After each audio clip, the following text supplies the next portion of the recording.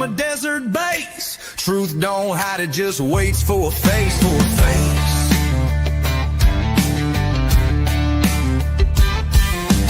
Big footprints in a pine-slick path. Bob Lazar files with a government laugh. Court dates lost in a sea of red tape. We ain't 10-4, we just stay awake. True crime tales in a borrowed voice. We speak for the silence, not by choice. Got boots on the dirt and eyes on the skies, digging up stories they hoped would die. Might, truth, and thunder, we don't back down. With a Bible in the glove box and boots on the ground. Aliens, lies, and backroom deals. We break that silence, 'cause the soul feels real.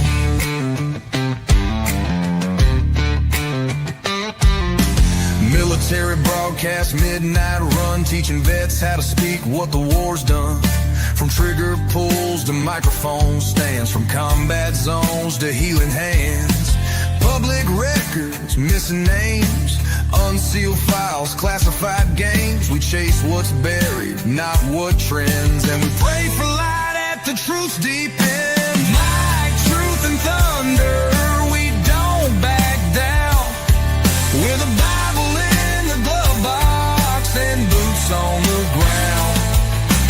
Aliens, lies, and backroom deals. We break that silence, 'cause the soul feels real.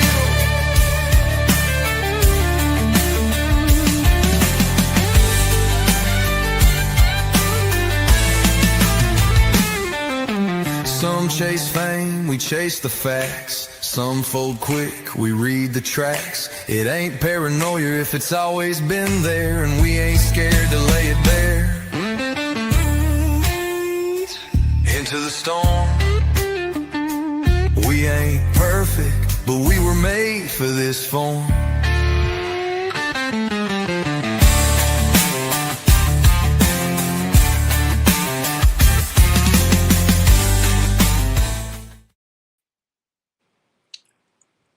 Hello, everybody, and welcome to Into the Weeds podcast here on Military Broadcast Radio. I'm Amber. And I'm Alora. And we have Nancy from the Toll Podcast with us today. Thanks for having me. Yeah, thank you for actually coming in, because this is a special case to me. It's personal, and so I'm glad you're here to bounce stuff off of. Absolutely. Girl, I have questions. Okay. Good. That's why we need a journalist up on panel, because you have the right questions to ask. Yeah. That's kind of what I do. So for people who don't know, Michelle Crawford, I actually knew her, and we'll get into it, but she's been missing since 1999, and she's the first spotlight that we're doing on Lawton, Oklahoma, because that's where she went missing from. That's my hometown. And we have Michelle's case, and then we have Athena Hogan's case.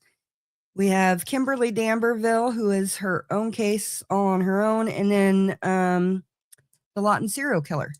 So we're going to try and just go through it all and figure out these cases. You got a list like Springfield, Missouri has a list. Right?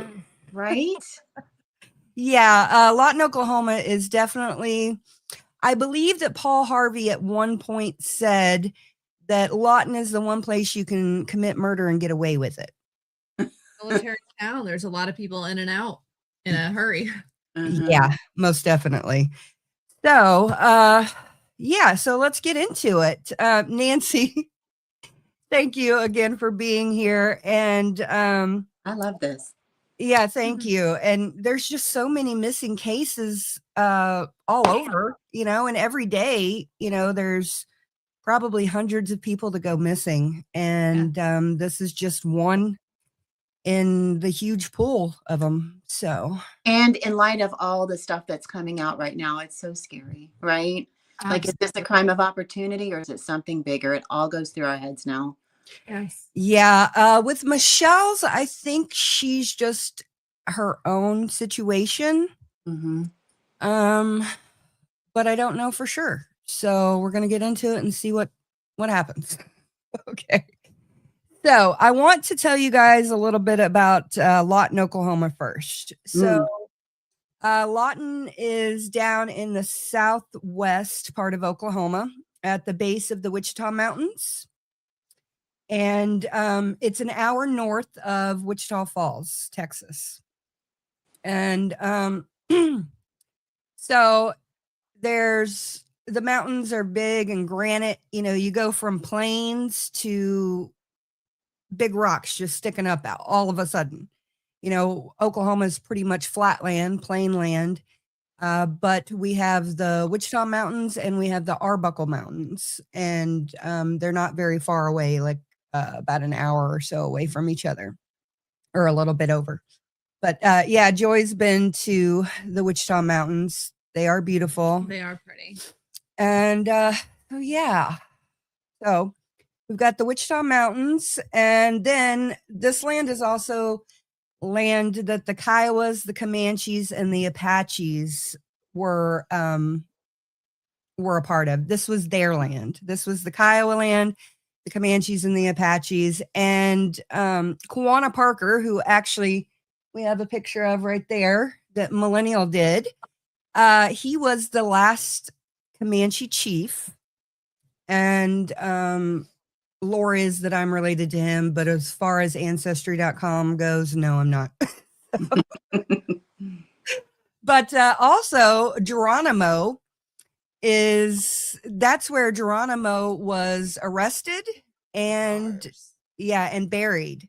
Oh, wow. Yeah. And Geronimo, actually, if you go into the museum, the bars are bent, and he was incarcerated at 80 something years old, I believe, at that time.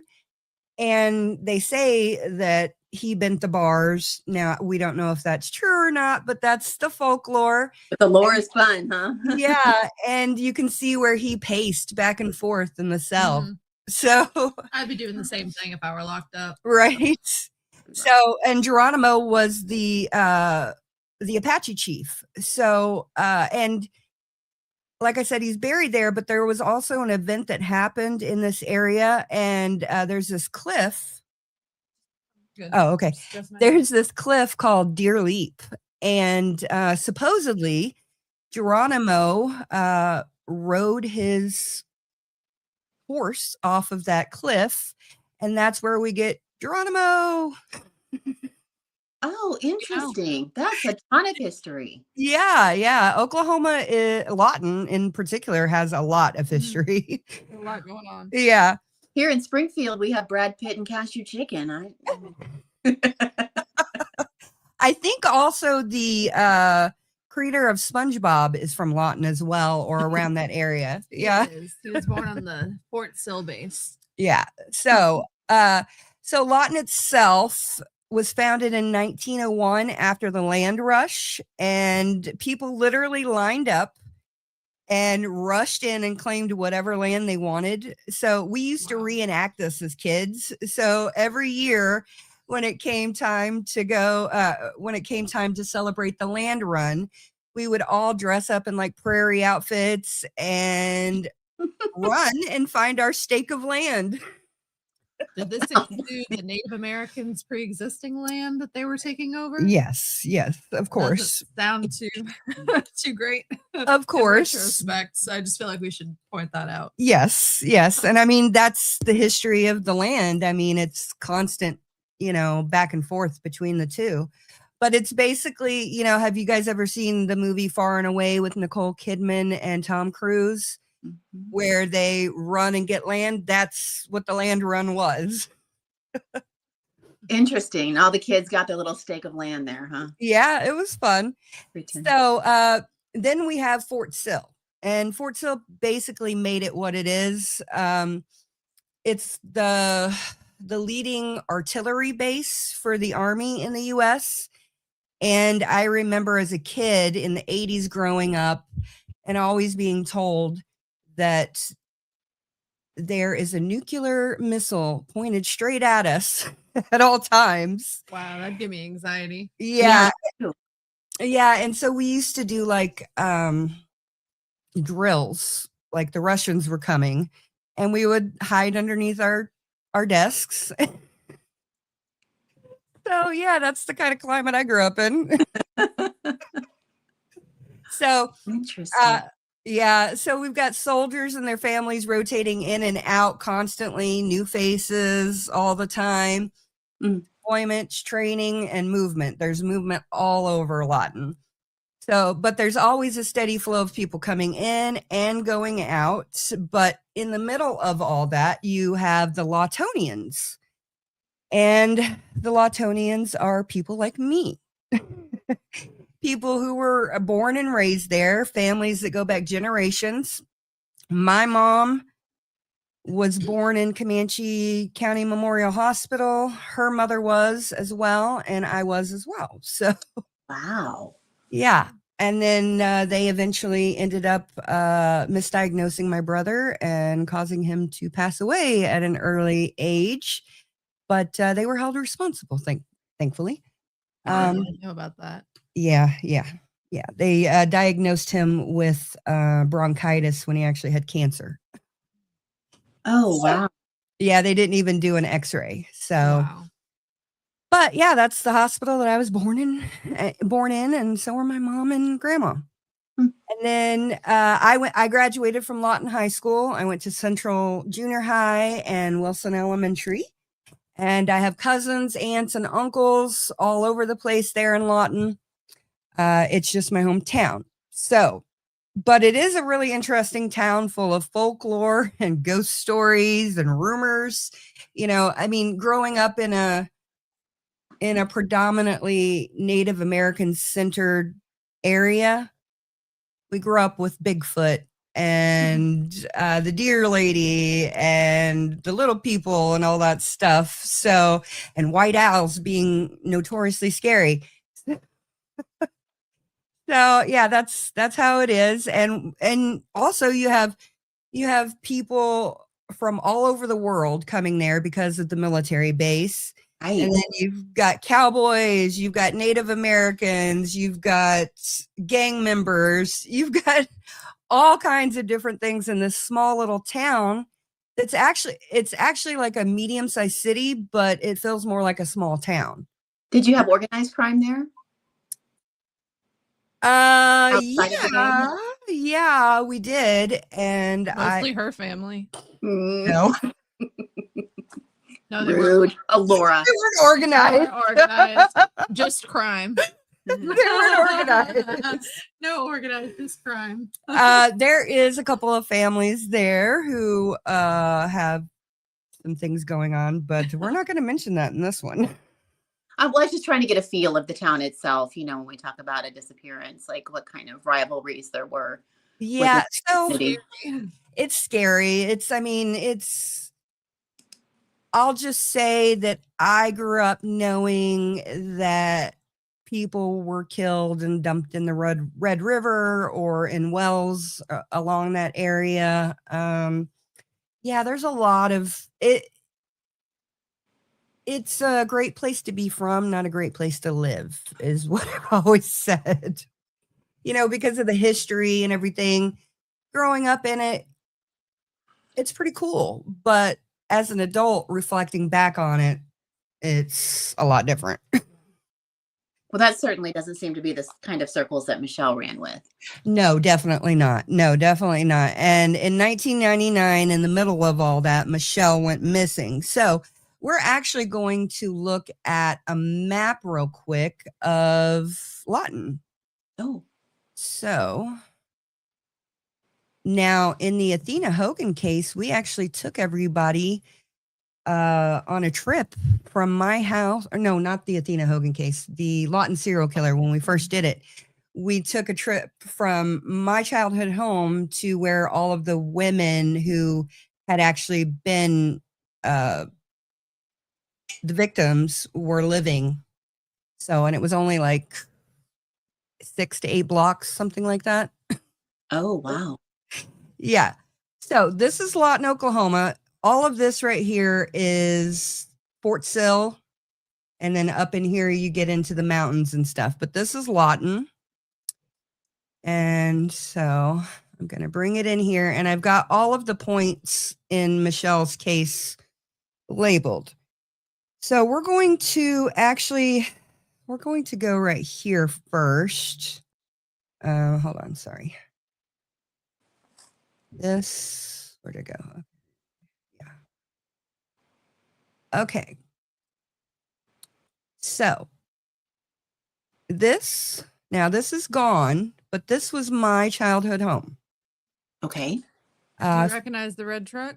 Yeah, that was my stepdad's truck. So this had to have been. This is old. This is very, very old he died in, pictures. 2005. Yeah, and this house got torn down in 2016, I believe. So, so this is 1508 Northwest Ferris, and what I would do is I would go out this back gate, and I would come down this alley. And I would walk down this alley, and right here, there was this business. I don't know exactly what business it was, but I was going to Michelle's house right after one of the Nightmare on Elm Street movies came out. Yeah. Yeah. And I remember running past this fence and this property because there was all this like sharp metal out there. And I just remember having this, this daydream or whatever, this vision of Freddy Krueger coming out and attacking me in the alley. That's what happened to me. I was walking out and I saw my reflection in a piece of glass and I screamed. Those movies. Right? I remember you made me watch it as a punishment when I was a kid. And so actually, like, speaking of your brother, he went to hospice, and when you're at the hospice, they had like a bin of like movies that they said you could take. Yeah. And one of them just happened to be like the original It the Clown. And you were always afraid of it, and I was afraid of everything. And so I was like, by extension, afraid of what I knew you were afraid of. So I remember you forced me to watch it. Yeah. And then I was walking every morning. I would walk to school, or not walk to school, but walk to the school bus, which was probably like little under a mile away, and I'd pass by all these drains, and I'd freak out. I'd be like, "Oh, I'm gonna walk a little faster past the drain." Yeah, and sorry guys, I'm not looking at your comments right now because I've got these words that I've got to speak. But much love to you all. Yes. So what I would do, like I said, I would walk down this alley, and then I would come down here, and let's go. Okay. So I would come right here, and this was 1407 Euclid. And I think we can get on the street view. Okay. There we go. So this was Michelle's house when she was a kid. The funny thing is I also knew another family that lived in this house before Michelle did. It was a girl named Angela and her two brothers, Larry and Matthew, I believe. And Michelle and Angela both had their bedroom right here. And there was a door that went straight from their bedroom outside. And they had a huge walk-in closet, and there was a Jack and Jill bathroom in here. But that's never good to have a kid right where the door is. Yeah. Yeah. So what was the age difference between you and Michelle? About maybe like, I would say less than a year. Oh, okay. So you're in the same grade. Yeah. And I ended up getting held back in the 4th grade, so she ended up graduating before me. But yeah, we were around, I think, within a year apart. Okay. So they had a door that led out from their bedroom to the outside. Yeah, from Michelle's bedroom to the outside. But this is not where she actually went missing. This is not the house she was living in when she went missing. Oh, okay. So I was just kind of getting you guys acquainted. Yeah. Yeah. And that you grew up together and you grew up on the same area. And that's how probably school and correct. You were friends. Correct. So now we are going to watch a video that talks about Michelle's disappearance. And this was done 6 years ago. And then we'll come back and talk about it. So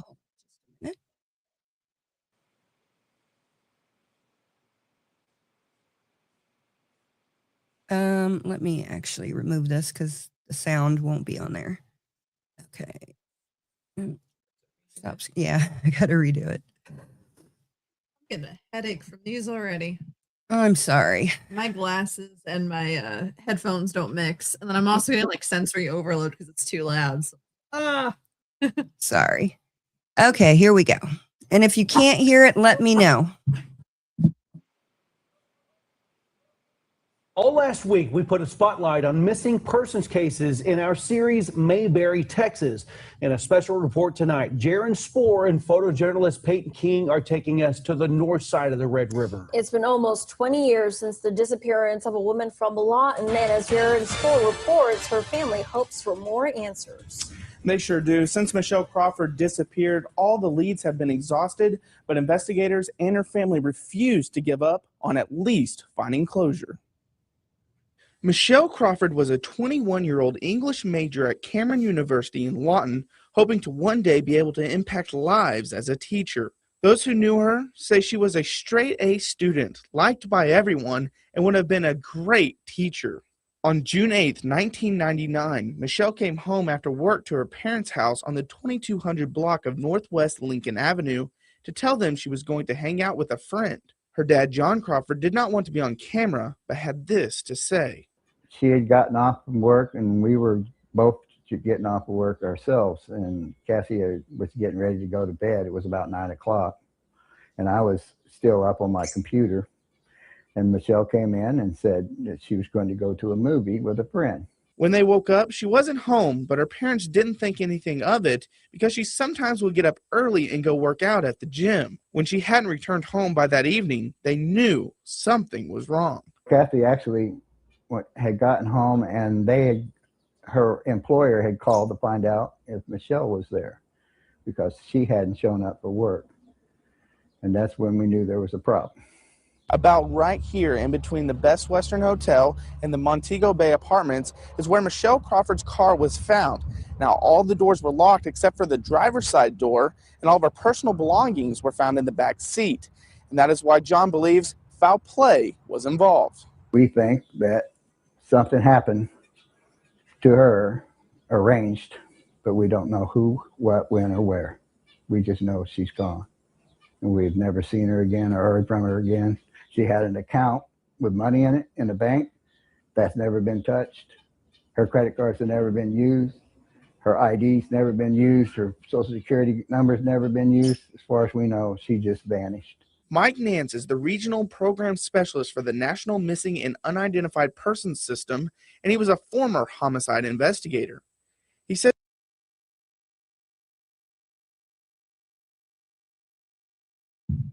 Okay, so basically that tells you pretty much what happened.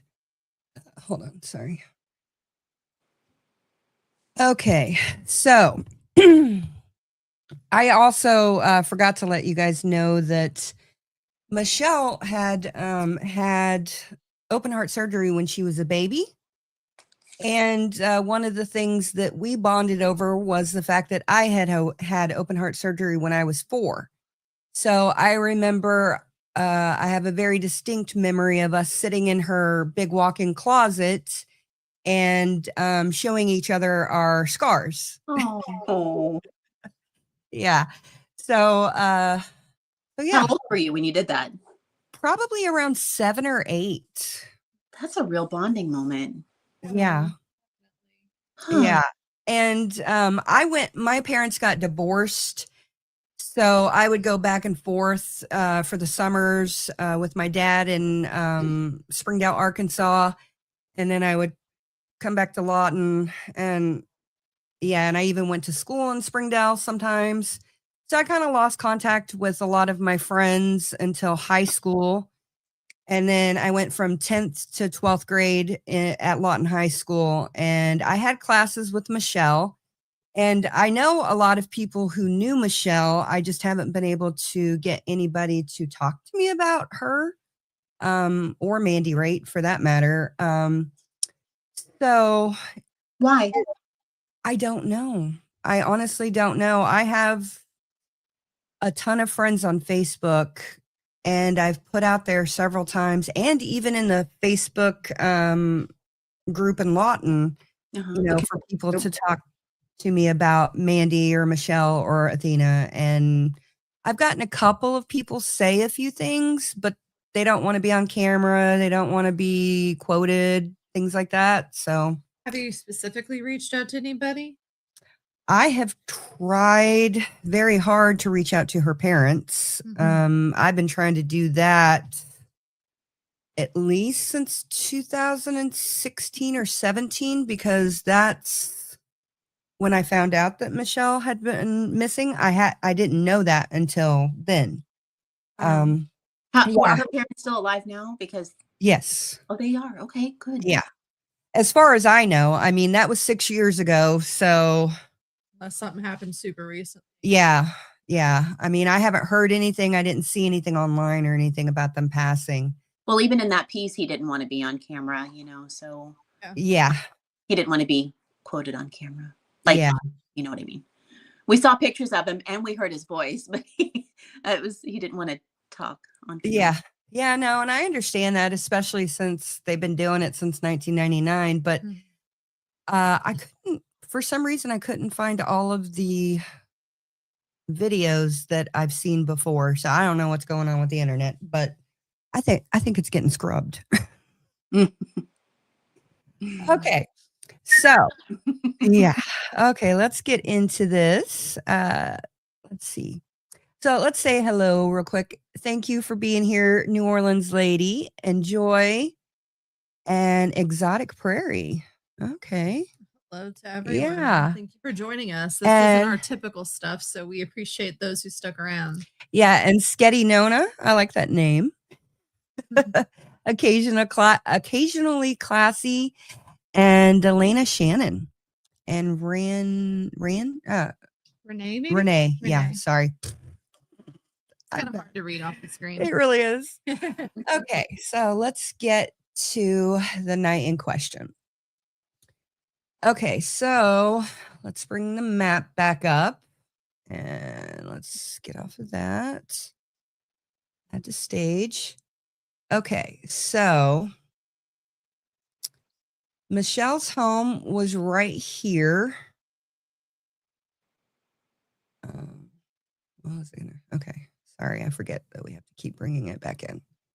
Okay, so 2219, and I believe that was Lincoln. 2219 Lincoln Avenue is where she was living with her mother and father.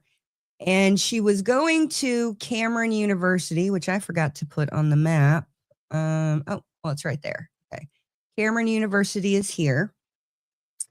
And then, so Michelle went from her house to the crime scene.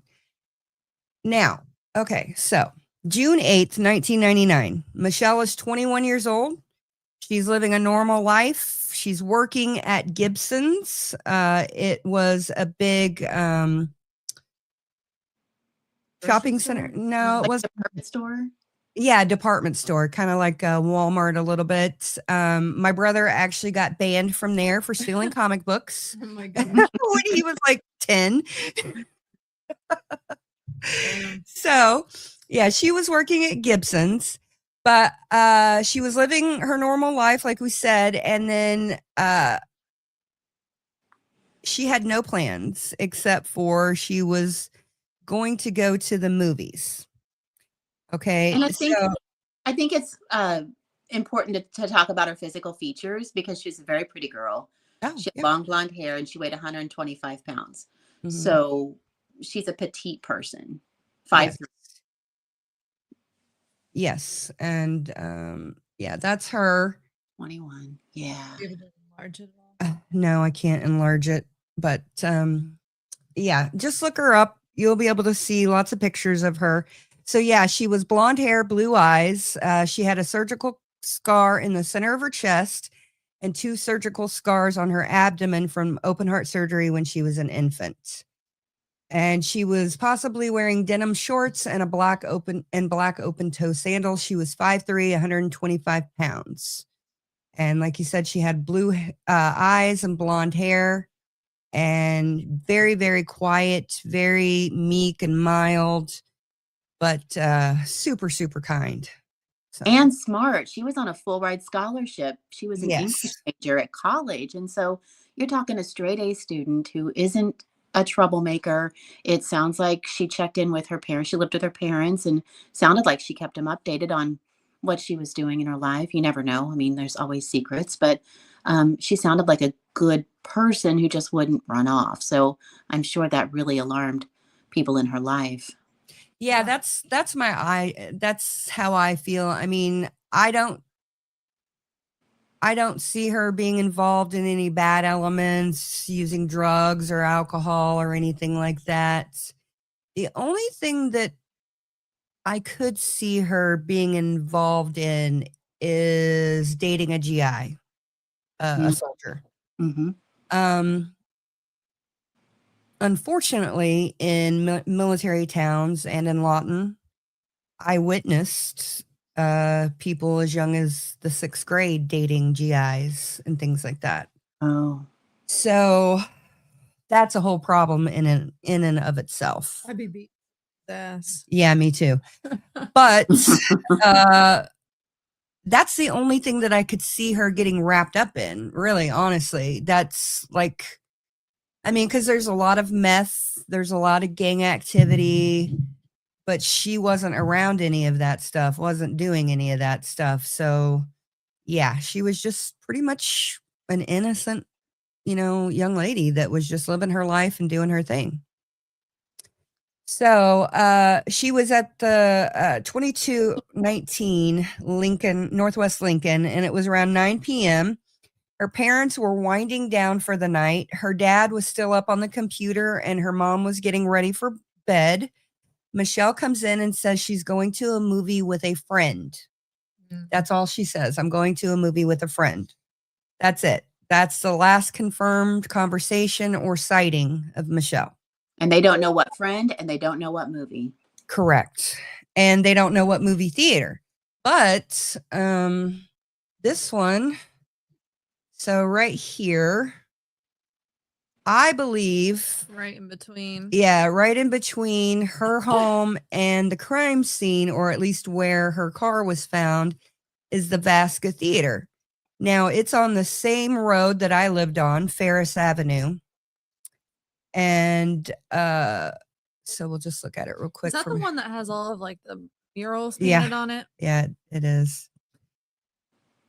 So do you think it's possible that she might have had no plans to the theater? Maybe her parents are more conservative and she thought that they might just not approve of her meeting up with a guy of some sort. Maybe it's not anything nefarious, but I'm assuming that. That's what I'm assuming, but I don't know. Yeah. So that's the Vasca. I grew up going to that theater. I watched my first movie in there, E.T., which I was scared of. And not as scared as I was. Oh, yeah, definitely not as scared as she was. I feel like we talk about that all the time. Yeah, but yeah. Real quick, very off topic, but so the picture of your house was so old that your stepfather's truck was in it. But on this one, they have Kung Fu Panda 4. So it doesn't seem like they're at all updated. Yeah, it's definitely not updated. But this is like a lot more recent than the one by your house. Yeah. So, and it's just a couple of blocks down the street. Yeah, isn't that wild? Yeah. Look at this car action. Sorry, and it's off topic. No. So, anyways, that's what I think happened. I don't know, but I think that she went to the Vasca, or at least that's what she was planning on doing, or what she insinuated. Yeah, or she insinuated that. Yeah. Again, I'm not saying that in any kind of like victim blamey thing, but we've all had times where we thought our parents wouldn't approve of something and we stretched the truth or something. Yeah. Not saying Or that's when what she's 21 and she's just like, Yeah. no, I'm going to the movies with a friend. Like, get out of my business. Yeah, When I yeah. was 21, I did that, but now I have Life 360 and she can watch me wherever I go. I grew out of it once I realized I could have some bad stuff happen to me. Yeah. Okay, so I did turn the map around a little bit and it gives us a little bit of a different view. So, yeah. so where was her house? Right here. This was her house right here. Her house. Okay. Yep. And where's the theater? And the theater is right here. So there's not, Almost a midway point. yeah, I'd Just a say little like out of maybe the- 2 miles at the most or something like that. Not very far at all. And then, so we get over here. So she would have gone this way. The Museum of the Great Plains is actually a really awesome museum. I grew up playing in there and pretending like I was all kinds of people. I think I remember. It's right next to Prairie Dog Park. Or, Yeah, yeah. Okay. Mhm. Yeah. I think I've been in there before. Yeah. So this is the crime scene. Okay. So this is Montego Bay Apartments. Okay. Now,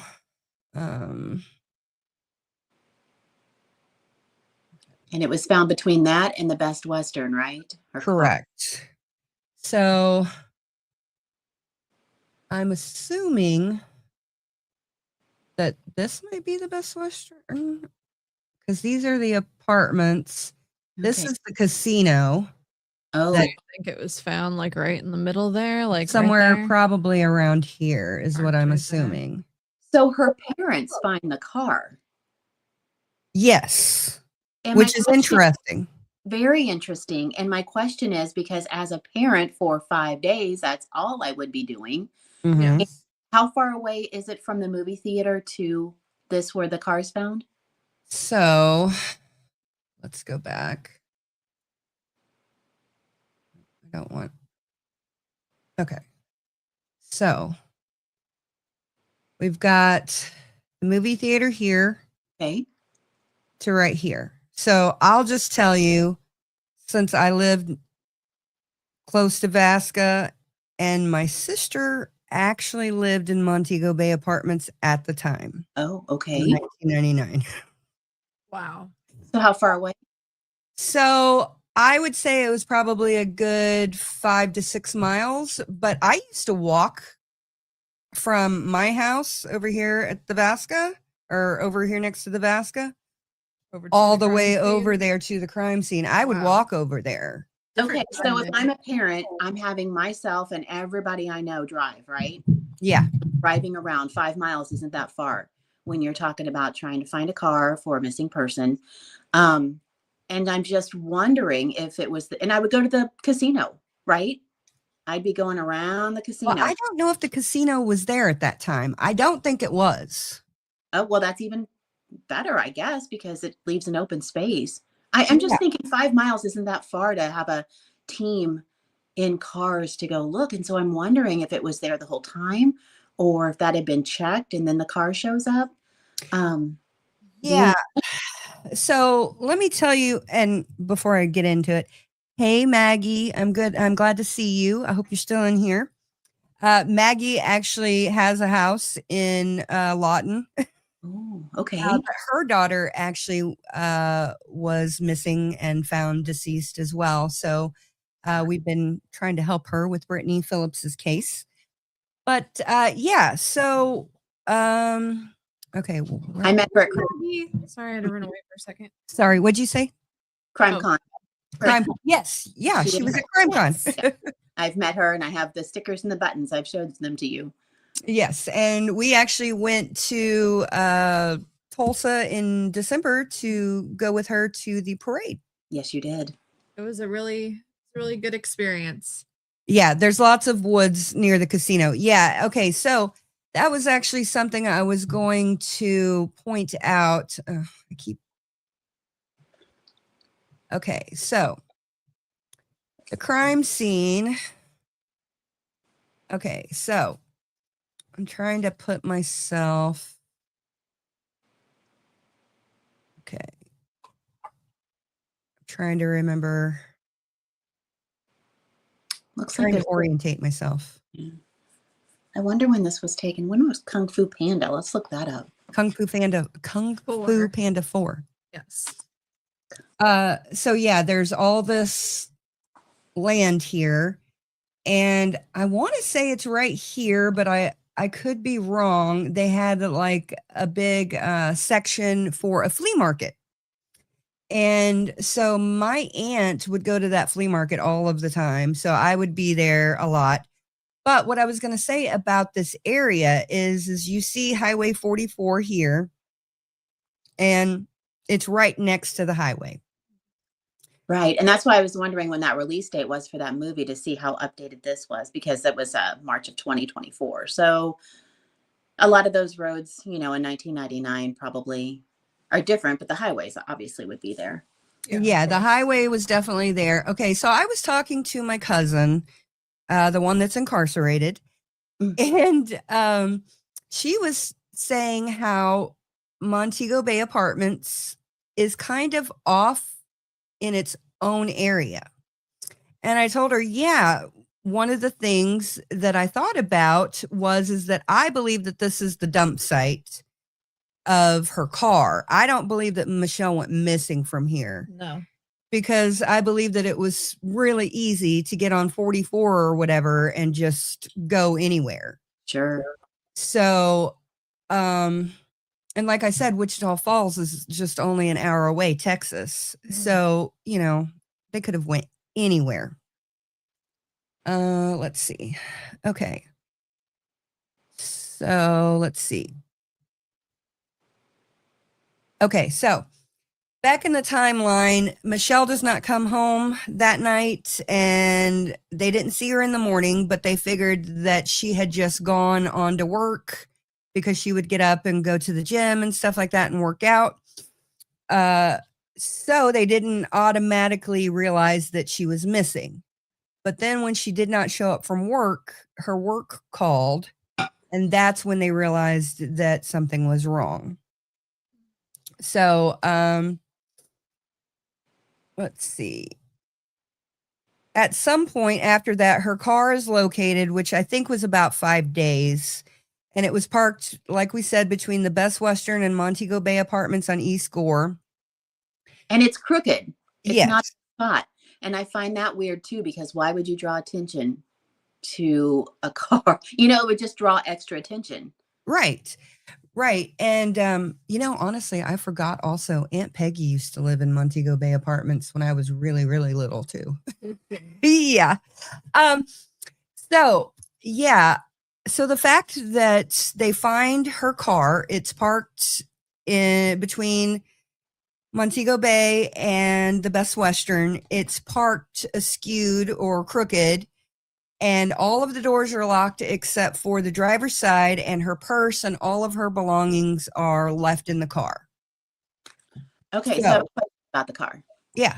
So the car is a 1986 gray 4-door Honda Accord. Correct. And all the doors except for the driver, except for her door that she would have been getting in, were locked. So Correct. her door was unlocked. And it looks like the higher end models for those Honda Accords did have electric locks. So the LX 4-door sedan and the LXI models did have electric locks. Oh. But I don't know what her car was, but it was 4 doors. So it could have been the sedan. And when you unlock, right, and it's just the driver's side, and then you hit it again and all the doors unlock. Yeah. So to me, that kind of indicates that maybe something happened while she was getting in her car. And then that was the point of entry and the point of exit, because otherwise the others would have been unlocked. It seems to me. Yeah, but I just don't see Michelle parking crookedly like that in the. Oh no, I'm saying somebody pushed her in and then gets the driver's seat and takes off. Okay, I get you. A scenario like that, then that could make sense on why just her door was unlocked. That was the point of entry and the point of exit only. I was just wondering about that. Yeah, well, and I even thought, well, maybe she went somewhere, met somebody, and like followed somebody somewhere or something, Mm-hmm. and always drove with the doors locked because I do. I drive with the doors locked. And then wherever she got to, something happened and the door was only unlocked because she had gotten out of the car or pulled out of the car or something. Yeah. That was my thinking. There's different scenarios there. I do think that tells a story on some level, though. But I agree, she's not parking crooked. That's Mhm. not part. Doesn't seem to be part of her nature. That's somebody just being silly or not thinking in a hurry, trying to get out of there. Yeah. Yeah, and the thing is Montego Bay, it's like you're seeing right here, there's this like this long area, this drive area where you can park and stuff like that. And it's so hidden back here that nobody sees anything that's going on back here. Mm. Like Are it's they completely removed. secluded? Yes. Like somebody may have known exactly where to go or park that. And again, I wonder if it had been there the whole time or a couple of days in, it's parked there. Hmm. And I tried to get a hold of my sister to give me some information about, like the dynamics around there. I mean, I remember when I'd go to visit her, there were a lot of GIs. There were a lot of uh, just regular people living there. I mean, there wasn't like, it didn't seem like a bad area. Dangerous. Yeah. So, like, one area of Lawton. Now, I'm just telling you what they're called. Please don't come after me, but I'm just telling you what they're called. Oh boy. Oh, They're called the POWs, and it's a housing complex for lower economic situations. Sorry, I don't even know how to phrase that at the moment. but low And- but income there were a housing? lot. Huh? Low income housing. Yeah, low income housing. That's what I was trying to say. Sorry. Gotcha. Okay. Sorry. So there were a lot of bad areas. There are a lot of bad areas in Lawton, and in general, kind of everywhere is a bad area now, from what I've heard. But Pretty rough. yeah, I wouldn't want to be there for too long. And so her belongings and her purse are in the back seat. So is her wallet in the back? Was this a robbery? Because it's not what it sounds like if her purse No. is, No. but if her wallet's missing, then it could be considered, somebody after the money or whatever. But with her purse back there, and it doesn't say that her stuff is scattered either, because I No. put my purse back there too, on several occasions. I'll just set it back there in the back seat. So that's not out of the ordinary for it to be back there for a woman, Mhm. in most instances, but it doesn't say that anything's scattered and it doesn't say that anything's missing. So I was wondering about those two things because that would tell a different story than just her stuff being back there in the back seat. Mhm. No, I agree, and I do that a lot. Put my purse in the back floorboard or whatever. Mhm. So yeah, yeah, Lawton is rough now. And actually, it's funny. We were there to visit, or I don't know why I was in Lawton, but I was at a hotel. Actually, it was across the street from here, in that that red topped building. I stayed in that hotel, and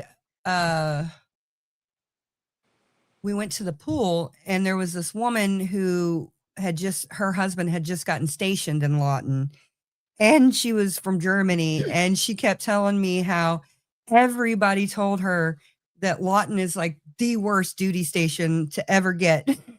Because even going to Walmart, you get, robbed and things like that.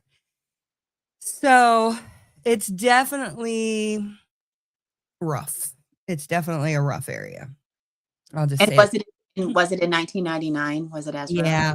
And you've got to remember back then it was also the gangs were really big in the 90s. The whole East Coast, West Coast thing.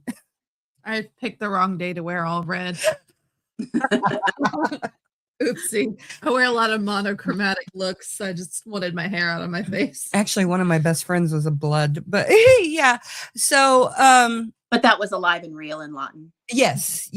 Very, very real. Gang activity was huge, and you couldn't really escape it. It was at school, it was at the store, it was everywhere. So, yeah. Okay. So let's see. There was no money missing. Her bank account has never been touched. Her credit cards have never been used. And her social security number has never been used. She doesn't resurface anywhere. And so that's pretty much the timeline of what we've got. We know that the police spoke to her two friends that everybody knew about. They didn't have any information to offer. I would love to talk to them. If you're out there, please, please contact me. They weren't the friends she was meeting for a movie. Like they said, they didn't know anything about that. Correct. And they didn't seem to know anything about a person in her life. Yeah, no, I mean, there's no evidence of anyone else in her life other than these two friends. So, and that's kind of, Michelle. She was very quiet, very to herself. You said What about an ex-cop? I mean, I live in Lawton when I was little. My uncle was military and retired from Goodyear. Yeah, so we've got also, we've got Goodyear as the main employment hub, Fort Sill, and Bar S, and then now the prison.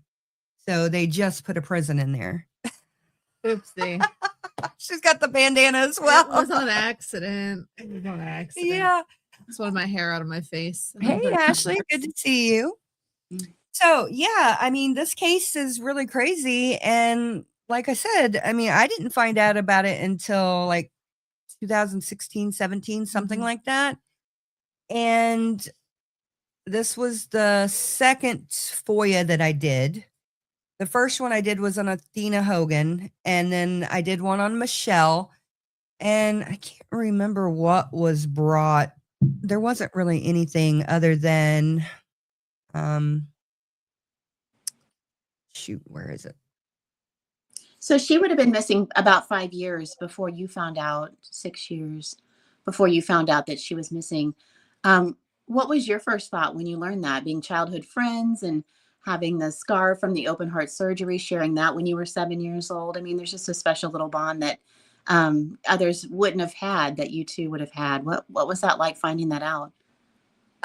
It was actually, it hit me quite hard. I was actually pretty upset because I knew how sweet and kind and like quiet she was. And so for somebody like her to have been taken, I mean, she would be like the perfect person to take. I mean, she's probably not going to fight back too much. I mean, I could be wrong, but She had a mild manner about her. very mild, and that's exactly what I was going to say. Very mild mannered. And so this is the only thing I got from Lawton, and it's basically just talking about what happened. And from what I was told, now it doesn't make a whole lot of sense to me, but I was told that there was a flood in the records department at the Lawton Police Department. I've run into that before. Yeah. And supposedly everything from her case is gone. Mm-hmm. I don't know if the evidence is gone. But it's kind of weird because Athena Hogan happened in 1986 and Michelle Crawford happened in 1999. And I've never heard, they never told me when I asked for Athena's records about the flood for Athena's records. So I just find it a little odd. Is there any body of water? Oh, there's lots of bodies of water around. There's Lake Latonka, Lake Ellsworth. There's the little lake that's next to the Prairie Dog Park. Elmer Thomas Park. There's lots. And New Orleans lady keeps saying, I bet it's a dirty cop. It's totally, totally possible. And I don't know if my cousin was still on the Lawton Police Department at that time. He's since passed away. He passed away in a motorcycle accident. He was a motorcycle cop and passed away from that. But it would have been interesting to have known if he knew anything about this. I'm still trying to get a hold of some, I'm trying to meet some retired detectives and things like that in the area. And next month, I think I'm going to try and go and spend a little bit of time working on this case, the Athena Hogan case, and the Lawton serial killer case. So, but And yeah. again, she was a junior at Cameron University. Michelle was Correct. A student. She was there on a full ride scholarship, studying to be English. Everybody said that she'd make such a great teacher, and those were her aspirations, was to be a teacher. And so this just wasn't something on everybody's radar that she would just run off or be meeting someone in secret. Of course, we never know what's happening in people's lives. And she's still living at home at 21, probably wanting some more independence, probably not telling everything to her parents. Has a couple of good friends, but you hide stuff from people when you are doing stuff, that you feel maybe meeting a soldier, Yeah. But just in all around her life, this did not fit for her just to go missing or to get into drugs or trouble or gangs. Correct. And so this is why it's so heartbreaking to have such a bright light in the community missing. And then 5 days later, her car pops up.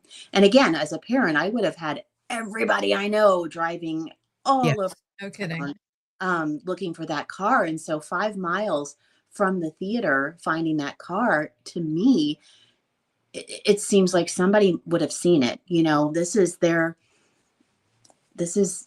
big event in town. This 21-year-old girl is missing. Everybody's looking for this car. And so I know you said it was in an isolated area by between the apartments and the Best Western, but still it seems like somebody would have seen it within 5 days. So I wonder if it was parked there a little later. Maybe they had her in town or, was trying to find a way out. You just don't know the different scenarios that were playing out. Yeah, and I don't know if they had like parking permits or anything for that specific apartment complex. So like a lot of them do.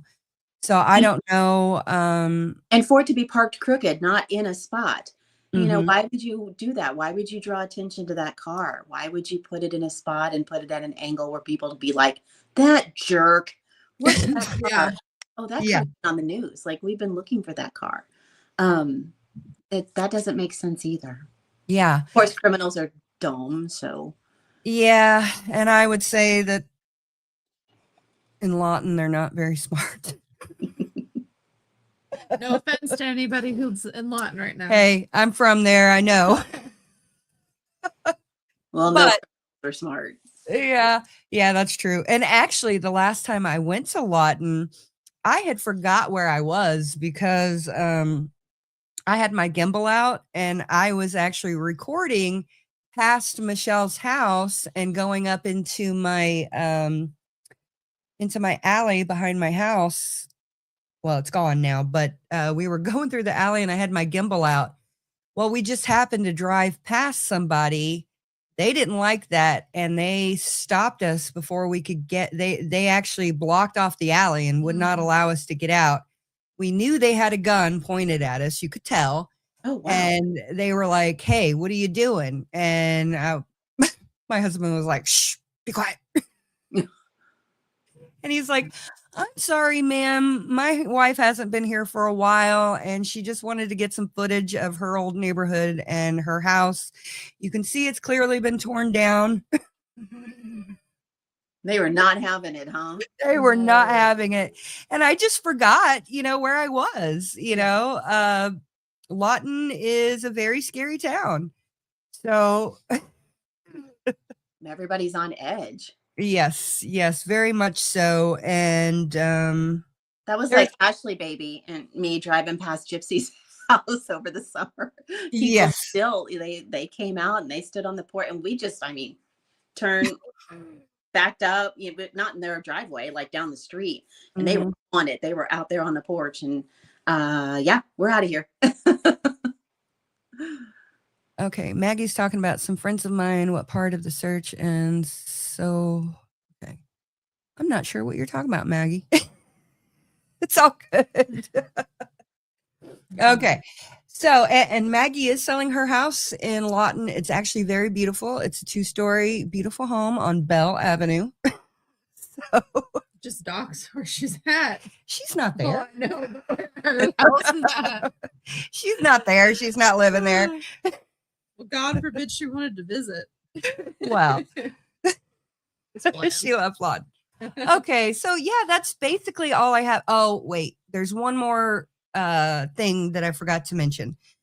So there are rumors that Michelle is buried on some private property out there in Lawton, and I've heard that it's near the airport or the Lawton View. And so the Lawton View is a very interesting place because that's where a lot of gang activity happens. What is that? What is the Lawton View? It's just a neighborhood. We call it the View, and it's just churches and liquor stores on corners and chickens running all over the place. And Why are there rumors that she might be buried in those two spots? I don't know. I have no idea. That's just everything that I have gathered from all of the articles and everything that I've read. Oh, so that's in actual articles. It's not just local rumor. It was in some kind of articles. Yeah. So I read Have it. they ever taken dogs out there? No, because it's private property. They don't have enough for a warrant. So they've never gone out there. And I don't even know, who it is or anything. So no, New Orleans lady, she was not involved in drugs at all. Actually far from it. She's one of the people who would have definitely steered away from that whole vibe and lifestyle. I 100% believe you, but I will say you can never 100% count anything out because That you is don't true. know. I'm sure that she probably wasn't, and I don't say that to defame her or anything like that, but sometimes you never know what's going on in someone's life. Yeah, no, you're absolutely discount it could be discounting a lead potentially. You're absolutely right. You are absolutely right. And Colton Hayes and Molly, I can't remember. Telling you about that case. Yeah, can you They talk found- about it? Not a lot. My hairdresser turned me on to this case because she's from that area of Oklahoma, and it's just been ongoing for so many years. But there is just a lot of rumors and allegations about law enforcement, and they had been with a man that night, and then he showed up home and they didn't. But after all this time, it's been so many years, a set of remains were found yesterday, I think. There was a big search in this one area. And I saw a private investigator, and I think it was the one the family hired, said that it was their remains. They were doing DNA testing, of course, so it was pending that. But it seemed like he had insider information that he was pretty confident it was them. And so that poor Molly's mama's been fighting hard to get some resolution out of this. So I hope, you just. If it's got to be, I hope it's them so she gets closure, because that's tough. Yeah. Exactly. Yeah. And I mean, it would be wonderful if Michelle was alive. I highly doubt it. So I've often thought, because of Michelle, I've often thought about donating to Othram or something like that. They have cases that they need funding on for DNA testing, people who have been found. And so I've thought about doing like a whole adopting one of those cases. Oh, so they have the name, but they don't have a match. They don't know a name. Yeah. It's an unidentified body. Gotcha. Yeah. So I'm thinking about doing that in Michelle's honor. Be a really good idea. Yeah. So, yeah, that's about it. I mean, there's not a whole lot out there on Michelle. And I've been wanting to do it for a long time. I just felt like there wasn't a whole lot. And as you can see, we're at an hour and 4 minutes. But the main thing is that we tell her story and that people know that she existed, that she lived, and people loved her and cared about her. And hopefully one day she will be found and get justice. She's not forgotten. Yeah. Very important. Yeah, she's not forgotten at all. So, so this doesn't have to do with Michelle, but last week, no, not last week, the week before last, I had commented and said that I had been interviewed by a magazine. So just want you guys to know, I was interviewed by this magazine, and up until a couple of days ago, it was still a go. And then it was killed at the editing phase, or at the editor's desk, really. So it was Rolling Stone and Rolling Stone magazine, and somebody else in the Gypsy verse was interviewed as well. I'm sure she'll talk about it eventually. But yeah, and they wanted to know about the Gypstein files. That was as it's been referred to. Yeah, they wanted to do an article about the Gypstein files and how it's gone viral and all of the memes and everything like that. So I did try my best to represent the accurate truth, and that's probably why it didn't go through. You know, being you. a news person and a reporter for my career, I can tell you that they probably got into it, and it would have taken 4 to 5 magazines to tell the story. It's just so hard to start from the beginning and try to sum up all the craziness. And that's so unfortunate because I had such big hopes for this. It was going to be a great spotlight for this story. And I always held my breath because I know mainstream media, they don't have the staff to start from scratch and dig, it's hard because it's so much stuff by design. Yeah. And I did give her a novel. Well, you have to. Where do you even start? Yeah, right. I mean, I did my piece. I got it to 50 minutes and I didn't even scratch the surface. I'm like, I had no idea how I did that. Okay, Marissa, Authram seems sketchy. Yeah, I've heard some things, and I've actually talked to a few people. I don't know if we'll actually go that route, but I'm thinking of something like that. There's Amber, did you? Oh no, because you had the booth. My sister, producer Pam, and I attended the Authram show. I didn't see it. Yeah, I didn't see it, and I walked through their display, but they were busy with other people when I was around, and I didn't have a lot of time. Can you tell us a little bit about what they were? No? Okay. It was a show. Oh, okay. Mm-hmm. And interesting. And if you a joke. No, a show. Oh, I thought you said a joke. It was theater. Oh, okay.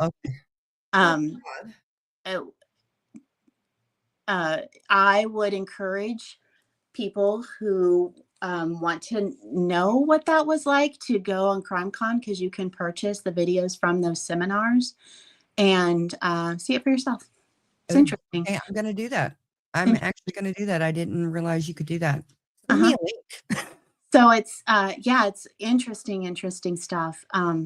It was just different that day. There was a different feel, I think. So I don't know. I have heard some things, and it may be a story we dig into one of these days. I'll definitely be paying attention. I would love to know more about that and how they got to that and all the stuff. I would love for somebody to do a feature on that. Mm-hmm. Maggie, no, they did not.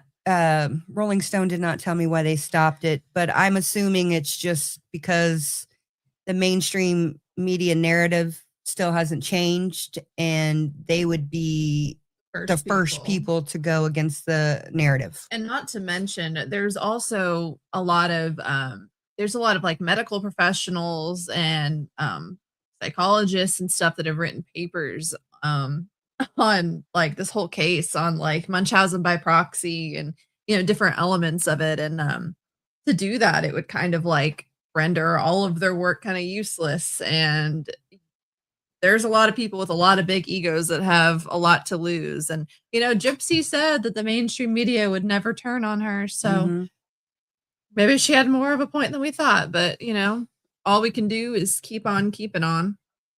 Right. So, can you please actively cover the list when the trial starts? His victims were sex workers, so it's barely gotten any attention, but the depravity of that man and that those women went through needs to be out. Yeah, and actually there is a person in our community that is working on that case. I'm not going to tell you who, because that's her thing. Oh, but Long Island serial killer. Yeah, Long Island serial killer. Sorry, it took me a second for that to process. But yes, so many sex workers are Arabon. Yeah. So many sex workers are taken advantage of and all that stuff because they're seen as like disposable as less than, but most of the time you just do sex work for a period of time in your life because you're kind of down and out, you having a rough time. It doesn't make you a bad person. It just means you're in a rough spot. And it's just really sad that they're seen as less because depraved people know that they can get away with it and they're going to be seen as, well, it's a dangerous line of work anyway. You're breaking the law anyway. Yeah. And very sad. Yeah, and we're going to be getting into the Lawton serial killer, and the target there was sex workers and drug addicts and things like that. And one of the women that I went to high school with was one of the victims, Mandy Raitt. So I'm actually working with a production team or whatever, I don't know, on the Lawton serial killer, but I haven't been able to get much information. So I have to actually go to Lawton and boots on the ground. Yeah, I got to do a lot of that. So how many victims are associated with that? Do you know? I believe 5 to 7. I can't remember. And supposedly, so officially it's from 99 to 2003. But a lot of people believe that it started earlier and it's still going on. Yeah, it's the case in so many of those, right? Yeah. Yeah. So it's an interesting case and a lot. Yeah, there's a lot. Yeah. And it just so seems to happen that I somehow find myself in all kinds of interesting situations. Same. Yeah, it just seems to be like, yeah, I mean, if it happened in Lawton and it was before I left, there's a chance that I pop up somewhere. So funny. Even if it's just dumb. Even if it's just dumb. Hey, I was interrogated for one of the murders. So, and that happened in 1997. I had just graduated high school when I was interrogated. No, I was still in high school. And then I went into the Army shortly after that. How many times have you been interrogated? Damn. 2 or 3 times. I can't remember. You're a bad. I still remember seeing you in the interrogation room when Papa died because that lady was stupid enough to think that a 9-year-old didn't know what was going on. Didn't know that her mom in a metal room on a security camera in a police station wasn't weird. Yeah, after you just took me away from her. Yeah, I thought. Yeah, that was a whole thing. But that was when my dad died. But anyways, okay, so that is all we have today for Michelle Crawford. But I hope that you guys share this out. Please call the Lawton Constitution and say, hey, who killed Michelle? Start asking some questions. And maybe if we can get down to the bottom of what happened to Michelle, maybe we can get down to the bottom of what happened to some of these other women. Yes. So, and Some of them might be more connected than you think. yeah, And one of these people, we might even have an idea of who it is. yeah, in the Athena Hogan case, most likely. Yeah. And who knows if he had more. And I've got victims. 3 connections to that case. So, yeah, that's wild. So, anyways, Sure, it wasn't you when you were a child. Yeah, I was only 7 years old, girl. You see that 11-year-old that like killed his dad over like the Nintendo Switch the other day? Yeah, that's happened a couple of Oof. times. Hey, Terry, good to see you. Okay, I guess we're going to call it a night, but I thank everybody for being here. I thank you, Nancy, so much for being here to bounce things off of. You asked really good questions that I Yes, wouldn't have thought thank about. you.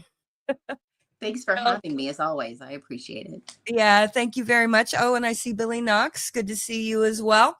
So I hope that everybody has a very blessed evening and that you go out and do something good to change the world for the better. Bye, everybody. Hi. Life is like a duck. Tough times don't last, but tough people do. Here at Military Broadcast Radio, we're teaming up with our friends at Die Tired, the veteran-friendly music band spreading strength, resilience, and mental health awareness one shirt at a time. And check this out. Their brand new shirts feature broadcast beaker right on the breast pocket. A reminder that you can weather the storm, and you're never alone. Shirts are only $25, and proceeds support giving veterans a voice. MBR's mission to teach veterans how to podcast and videocast. Because when our vets are talking, they're not overthinking. They're not second-guessing. Together, we stop the 22 stigma. Grab your shirt today at mbradio.us and hit the shop. Or go directly to toramerch.printavo.com/merch/dietiredband. That's toramerch.printavo.com/merch/dietiredband. Suit up, stand strong. Remember, we're unduckable together. You're built tougher than the storm. Ladies and gentlemen, thank you for tuning in to Military Broadcast Radio. As we wrap up today's show, we want to remind you that the podcast of today's episode will be available right after we go off the air. So if you missed any part of the show or want to listen again, be sure to check it out. And remember, we're here to support and honor our veterans. Your stories and experiences matter, and we are committed to giving you a platform to share them. That's right. We're here to give our veterans a voice. So don't forget to catch the podcast and stay connected with us. Giving our veterans a voice.